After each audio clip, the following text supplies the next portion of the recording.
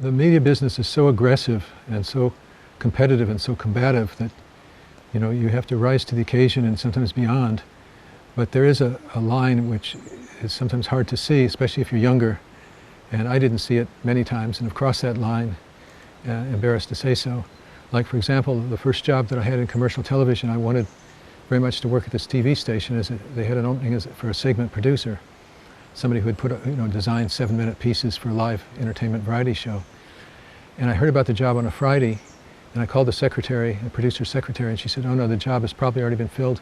I said, "Well, probably, or has it been filled?" She said, "Well, we're considering somebody." I said, "Well, don't make a decision until you've considered me." And I really was aggressive and talked my way into an interview. And I met with the producer, and he told me about the show. And he said, "So what are what are your thoughts?" And I said, "Well, I have a lot of ideas. The truth being that I'd never seen the show."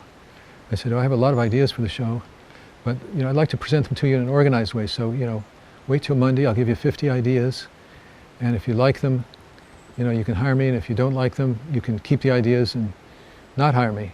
So I caught the bus home. I got home just in time to watch the show. I saw what it was about. I wrote 50 ideas. I took it in and got the job. But that really was pushing it. I mean, other times when I was a buyer for video projects, people would pitch me at the urinal, which is kind of unacceptable. Or the development ladies, they would slide scripts under the stall, with little notes. And so there is a line that shan't be crossed here. Another time, I was trying to do this film called Monkey, and I'd heard Francis Ford Coppola at the San Francisco Film Festival. A young filmmaker asked him, "If I want to meet you and present something to you, what do I do?" He said, "Well, do something special, like show me slides."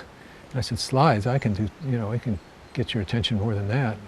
So with my partners, we created a pop-up, styrofoam pop-up. It was of a monkey that held a little card in its hand with our phone number on it.